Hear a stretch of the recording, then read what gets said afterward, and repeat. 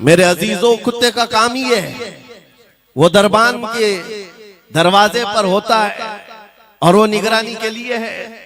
हमारी जुबानें नबी करीम सल्लल्लाहु अलैहि वसल्लम की इज्जत के लिए रखी गई है। हमारी जुबानें, हमारी जिंदगियां अल्लाह के वलियों की हिमायत के लिए रखी गई है।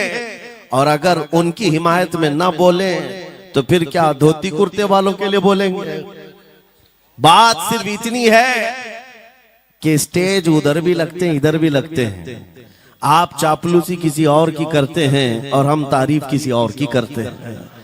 आप माल के पीछे भागते हैं और फिर आप मौजूदा हुकूमत जो भी मौजूद है उसके सिक्कों पर और उनके ओहदे पर और उनके मनसब पर देख करके आप बात करते हैं। लेकिन अल्हम्दुलिल्लाह हम फकीरों की आदत ये है, हम बरसों पुराने आबा व अजदाद से गौसे आजम के ही दरबान, उनके ही गुलाम हैं। इसलिए कि हमने ये सुना भी है और पढ़ा भी है, हमारे यहाँ निस्बत पर फख्र किया जाता है। और कैसी निस्बत पर? अरे हमारे वक्त का मुजद्दिद जब इस बात पर फख्र करता है, या गौस तुझसे दर, दर से सग और सग से है मुझको निस्बत। ये भी नहीं कहा डायरेक्ट गौसे पाक आपसे डायरेक्ट मुझे निस्बत है, ये नहीं कहा, बल्कि या गौस आपसे, आपके दरबार को निस्बत है, आपके दरवाजे से आपके कुत्ते को निस्बत है और आपके कुत्ते से मुझ अहमद रजा को निस्बत है। तुझसे दर, दर से सग और सग से है मुझको निस्बत। मेरी गर्दन में भी है दूर का डोरा तेरा, और इस निशानी के जो सग हैं नहीं मारे जाते। क्या बेहतरीन फार्मूला दिया है, डरने वालों के लिए ही आला हजरत ने कहा है। जो खौफ खाया करते हैं, खौफ न रख रजा जरा, तू है अब्दे मुस्तफा। आला हजरत फरमाते इस निशानी के जो सग हैं नहीं मारे जाते। सग फारसी लफ्ज है और कुत्ते को कहते हैं। कौन सी निशानी वाले सग नहीं मारे जाते?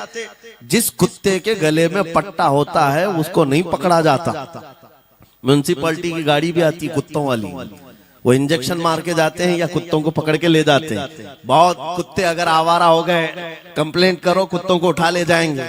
लेकिन उन उठा ले जाने वाले कुत्तों में अगर एक भी बेल्ट वाला आया तो छोड़ देंगे। क्यों? ये पट्टा बताता है इसका कोई मालिक है, ये आवारा नहीं है, किसी का पाला हुआ है। पट्टा बताता है इसका कोई मालिक है। और आला हजरत फरमाते हैं हमारे गले में कादरी पट्टा पड़ा हुआ है और इस निशानी के जो सग हैं नहीं मारे जाते। हश्र तक मेरे गले में रहे कादरी पट्टा तेरा। गौसे पाक का ये निस्बत का पट्टा पड़ा हुआ है। ये अल्हम्दुलिल्लाह हमें बहुत सारी चीजों से महफूज रखता है। हमें जाहिर सी बात है आज इसी बात पर फख्र भी है। लोग मौलाना साहब कह रहे हैं हक बात कहना इस जमाने में नहीं, हर जमाने में दुश्वार रहा है, हर जमाने में दुश्वार रहा है। लेकिन ऐ नौजवानों, अगर तुम्हें अपनी निस्बत पर यकीन है कि मेरा पीर गौसे आजम जैसा है, मेरी निस्बत मुस्तफा करीम सल्लल्लाहु अलैहि वसल्लम से है, तो फिर खौफ किस बात का, डर किस बात का? इसीलिए हम डंके की चोट पर बोलते हैं, क्यों दबे जिस पे हिमायत का हो पंजा तेरा, शेर को खतरे में लाता नहीं कुत्ता तेरा। अजीजा ने गिरामी वक़ार, आज सुल्तानुल औलिया गौसुल आजम की बारगाह में हम खिराज अकीदत पेश करने आए। जो बातें मैं अर्ज कर रहा हूं वो गौर से सुने। करामात ये औलिया इकराम की जिंदगी का हिस्सा है, अल्लाह की तरफ से उन्हें दिया गया। करामत क्या है? ऐसा मुहय्यिरुल अक़ूल काम, अक्ल को हैरत में डाल देने वाला काम जो आम इंसान नहीं कर सकता, आम इंसान की अकल में ना आए। अल्लाह के वली से सादिर होने वाला ऐसा कोई काम, उसको करामत कहते हैं। लेकिन करामत औलिया कराम की विलायत को साबित करने के लिए जरूरी नहीं। औलिया कराम की विलायत को साबित करने के लिए करामत नहीं दिखाई जाती, शरीयत पर इस्तिकामत ये विलायत की अलामत है। अगर वो मजबूती के साथ हर जमाने में अपने दीन पर जमा हुआ है, वो अल्लाह का वली है, वो अल्लाह का वली है। आज भी हमारी कौम औलिया को ढूंढने पर लगी हुई है। सुनो, अल्लाह का वली ढूंढना चाहते हो तो ढूंढने के लिए निकलते हैं और पीछे पड़ जाते हैं, देखते हैं ये ठोकर मार करके सोने का सिक्का निकाल सकता है कि नहीं निकाल सकता है। औलिया को इन्हीं बातों पर आज भी लोग परखते हैं, सोचते हैं कि अभी बाबा आसमान पर उड़ेंगे तो मैं समझ लूंगा अल्लाह के वली। पानी पे चल के दिखाएंगे तो मैं समझ लूंगा अल्लाह के वली हैं। मैं यहीं बैठा हूं, अचानक मेरे पास पैसों का थैला खोल के दे दें, अल्लाह के वली होंगे। यानी तुम एक जगह बैठे रहो, हलवा खिलाने वाले बाबा जिसको तुम समझोगे अल्लाह का वली है। मेरे अजीजों, ये जो चीजें तुम समझ बैठे हो अल्लाह के वली के लिए, ये जरूरी नहीं, बल्कि ये देखो कि वो नबी पाक की शरीयत पर कितना कायम है, मेरे नबी के रास्ते पर कितनी मजबूती से जमा हुआ है। मैं आपको पूछता हूं, सैयदुश शुहदा इमाम अली मकाम इमाम हुसैन आजम से बढ़कर अल्लाह का वली कौन? अल्लाह का वली कौन है? सारे औलिया कराम की निस्बत वहां जाकर खत्म होती है।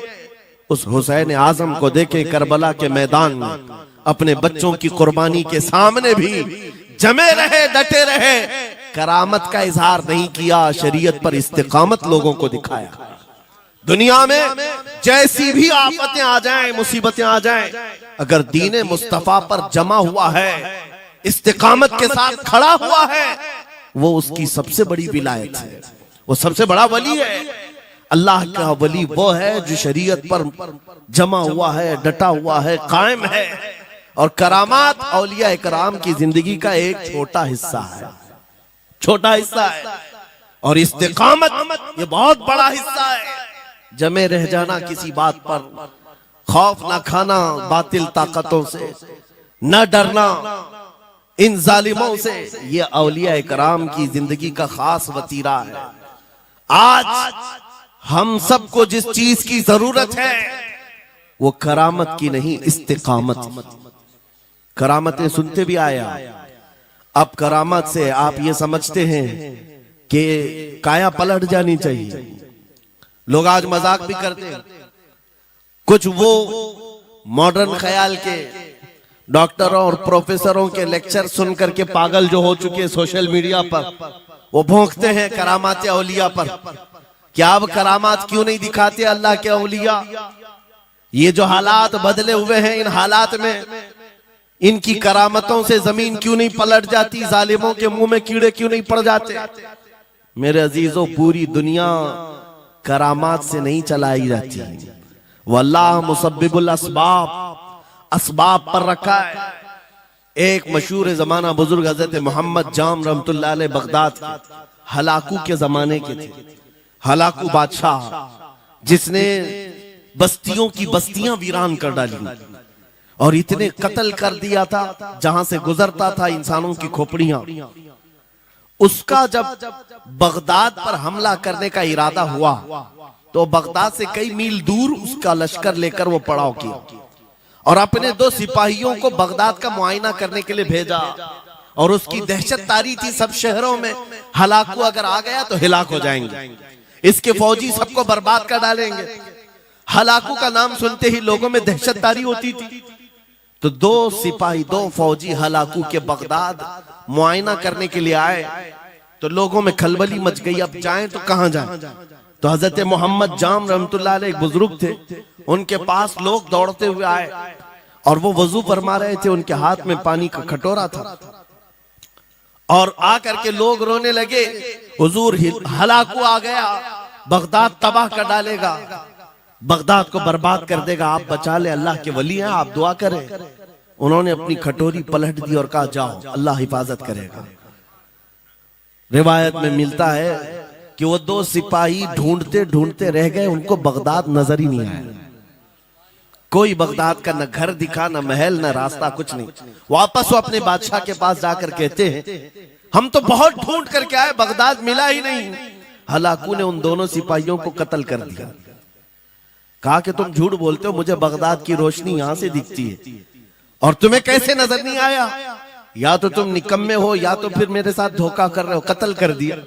दूसरे दिन अपने खास 2 वजीरों को भेजा कि जाओ बगदाद का मुआयना करके आओ, गलियां, वहां की सड़कें और वहां के महल्लात, वहां की इमारतें देख आओ। ये 2 वजीर गए और ढूंढते रहे। जैसे ही वो बगदाद में इंटर हुए, आज फिर लोग हलाकू के इन वजीरों को देखकर दौड़े दौड़े भागते हुए इस अल्लाह के वली के पास आया, हज़रत मोहम्मद जाम। आज फिर रोने लगे, कहा हमारी बीवियां बेवा हो जाएंगी, हमारे बच्चे यतीम हो जाएंगे, सब मारे जाएंगे, आप बचा लें।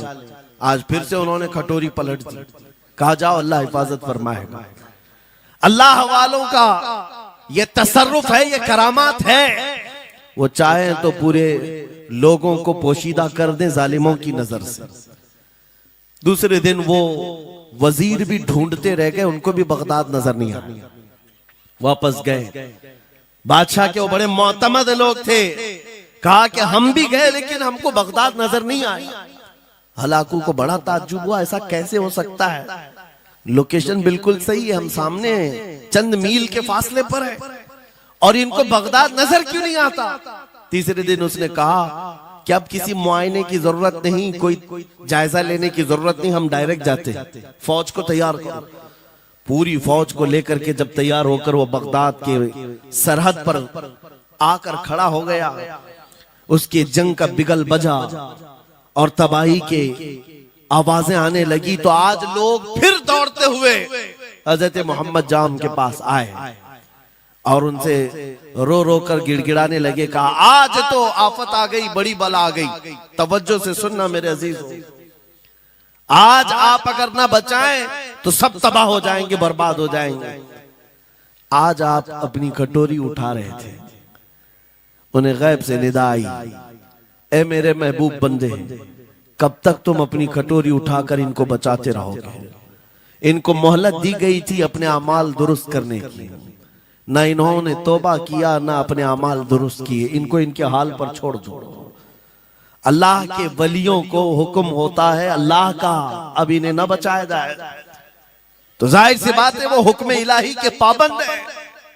उन्होंने वो कटोरी छोड़ दी। फिर हलाकू दाखिल हुआ बगदाद में और ऐसी तबाही मचाई थी कि पूरे बगदाद की सड़कों में सिर्फ खून ही खून था, तबाह बर्बाद कर दिया, ईंट से ईंट बजा डाली। इस वाक़े को मैंने पढ़ा, उसके बाद ये महसूस हुआ अल्लाह के औलिया कराम मदद जरूर करते हैं, लेकिन एक वक्त तक, जब वो वक्त आ जाए अल्लाह की तरफ से मना हो जाए कि ये कौम बड़ी सरकश है, अब इनकी मदद ना की जाए, तो फिर ये हाथ उठा लिया करते हैं और इनको हालात पर छोड़ दिया जाता है। अजीज़ान गिरामी वक़ार, औलिया कामिलीन की करामतों पर भौंकने वालों से भी मैं यही कहूंगा, वो चाहे तो पल भर में हालात हमारे बदल दें, चाहे तो जमीन को उलट पलट दें, लेकिन वो अल्लाह के हुक्म के पाबंद होते हैं। और लोगों के लिए ये बात है, नसीहत है कि जब ऐसे हालात आ जाएं, आप इधर उधर भागने की बजाय पहले अपने दिल की तरफ देखें, कहीं मेरे गुनाहों से दिल के धब्बे बढ़ तो नहीं गए, मेरा दिल सियाह तो नहीं हो गया। सच बताओ मेरे अजीजों, इतने सख्त हालात के बाद कितने लोगों को ऐसी तौफीक हुई कि रात का अंधेरा छा गया हो और तौबा करने का जज्बा बढ़ गया हो, रात के वक्त बैठ करके रोने लग गया हो।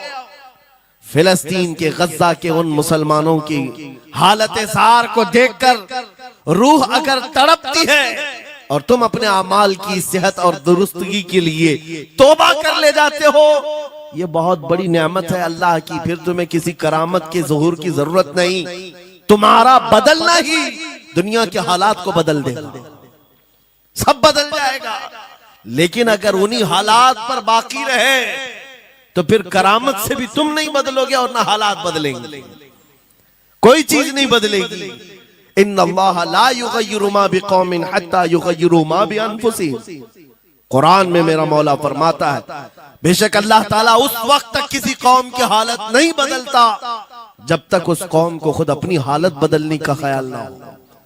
हम अपनी जानिब से शुरुआत करें और फिर हालात खुद बदल जाएंगे, हालात खुद बदल जाएंगे। सरकार सैयदना गौसे आजम अब्दुल कादिर जीलानी रदी अल्लाह तआला अन्हु जिस हाल में बगदाद तशरीफ लाए थे, उस जमाने को याद करें, उस जमाने को याद करें। वो ऐसा जमाना था कि उस वक्त हक बोलना एक जुर्म हो गया था। शिया नवाज खलीफा मौजूद थे, हजरत अबू बकर हजरत उमर का नाम लेने पर भी मस्जिद के दरवाजे पर कोड़े मारे जाते थे।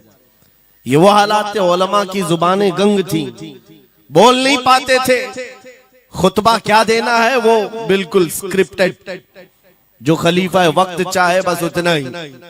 आज जैसे सऊदियों के यहाँ ये रिवाज है, बादशाह की हिमायत में और बादशाह जैसा चाहे वैसी मस्जिद का मौलवी भी बोलता रहे। शरीयत क्या कह रही है, मेरे मुस्तफा करीम सल्लल्लाहु ताला अलैहि वसल्लम की तालीमात क्या कह रही हैं, इससे क्या सरोकार। बस उतनी बातें करो जितनी उनके बादशाह की हिमायत की। ये दौर गौसे आजम के जमाने का भी था। उस वक्त हक बोलना एक बहुत बड़ा जुर्म था, उलमा को कोड़े मारे जाते थे। आपको पता है उसी बगदाद में सिर्फ एक हक बात का ऐलान करने की वजह से इमाम अहमद बिन हंबल को 300 कोड़े मारे गए थे। उनकी पीठ झुक गई थी, उनकी रीढ़ की हड्डी टेढ़ी हो गई थी।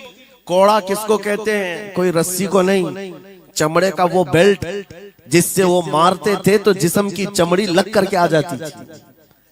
100 कोड़े में तो आदमी मर जाता था, कोई बच गया। 300 कोड़े खाए उस इमाम की बात कर रहा हूं जिसको मेरे नबी की 5 लाख हदीसें याद थी। वो इमाम अहमद बिन हंबल इतने बड़े इमामुल हदीस कोड़े खाते थे तो किस बात पर, सिर्फ हक बात का ऐलान बरसरे पैकार करते थे, सबके सामने करते थे। उन्होंने कोई बादशाह की रूह रियायत नहीं की।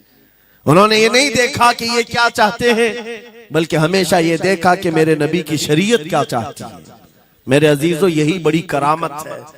गौसे आजम की बड़ी करामतों में से करामत ये है, उस जमाने में आप बगदाद तशरीफ लाए जब हालात ऐसे थे कि हक बोलना दुश्वार था, और आप जब मस्जिद के मिंबर पर खड़े होकर ऐलान करने लग गए, हैबत ऐसी तारी थी कि कोई आपको रोक ना सका, और आपके ये हक्कानियत की तबलीग फैलती गई। शुरू में 10 लोग, फिर 20 लोग, फिर 100-200, फिर 1000-2000। गौसे आजम ने चंद महीनों में जो खुतबात दिए, आपके खुतबात का आलम यह था कि फिर 70,000 का मजमा बराबर सुनने के लिए आया करता।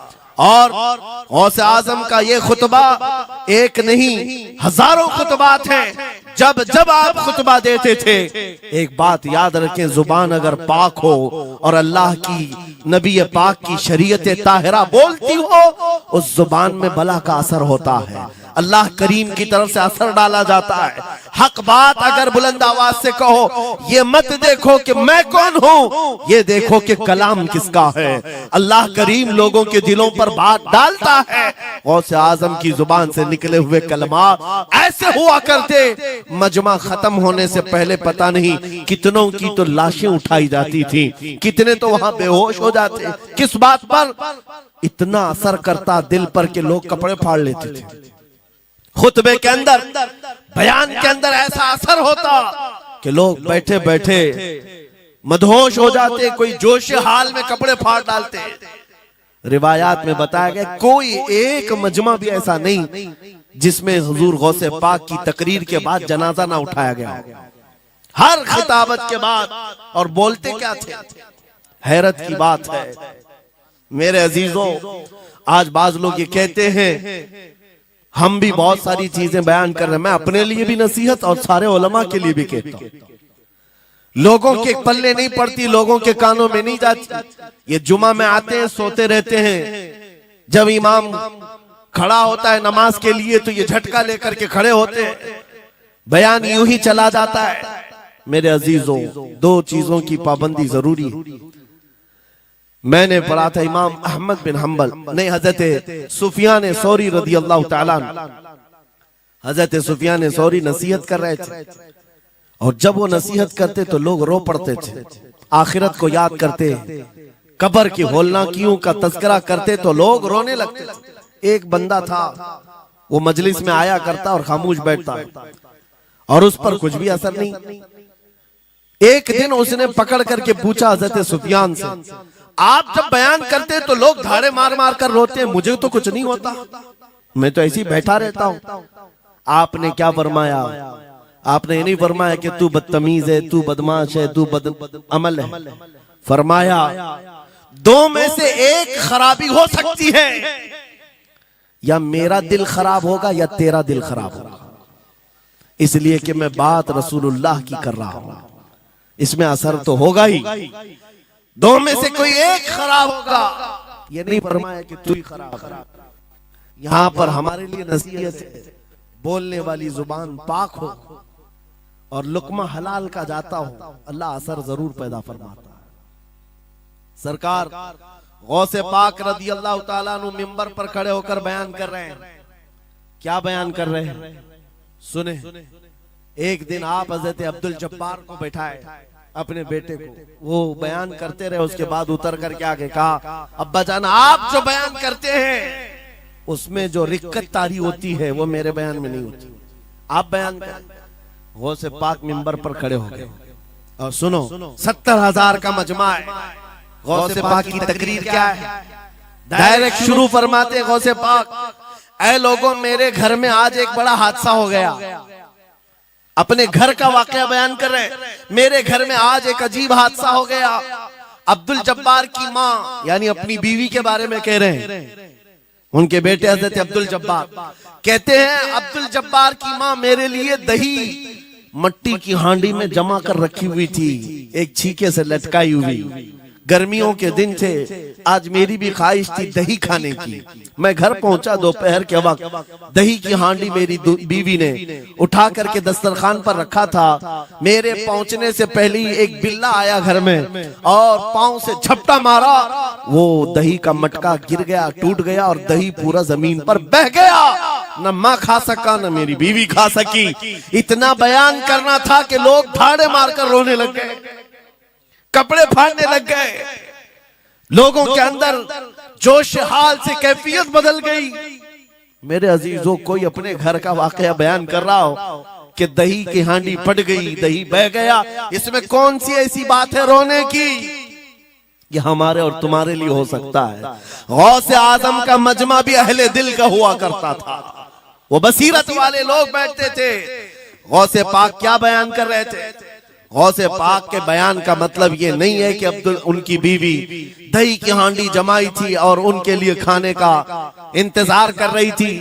गौसे आजम अपने वाकये से दुनिया की हालत बता रहे थे, ऐ लोगों, जिस तरह मेरे घर में आज मेरे खाने से पहले दही का मटका टूट गया और दही बह गया, सबकी हालतें तकरीबन ऐसी होती हैं। इंसान अपने लिए इतना कमाता है, माल जमा करता रहता है और जब उसके खाने का वक्त आता है, मलकुल मौत पंजा मारकर रूह निकाल लेता है और सारा माल उसका धरा का धरा रह जाता है, ना वो चख पाता है ना खा पाता है।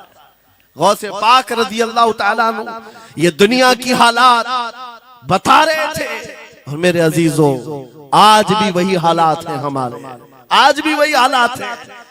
हमने कमाने के लिए अपनी सेहत गंवा दी, रात नहीं देखा, दिन नहीं देखा, दौड़ते रहे माल हासिल करने के लिए। इतना जमा कर लूं, इतना जमा कर लूं, इतना जमा कर लिया, जब तक तो सेहत बिगड़ गई, शुगर भी आ गई, बीपी भी आ गई और ऐसी बीमारियां लग गई कि अब इनको ठीक करने के लिए जितना जमा किया था खर्चा करते रहो। शेख सादी रहमतुल्लाह अलैह फरमाते हैं, ये दो कामों में तो इंसान की पूरी जिंदगी खत्म होती है। पहले कमाने के लिए सेहत गंवाता है और फिर सेहत बचाने के लिए माल गंवाता है।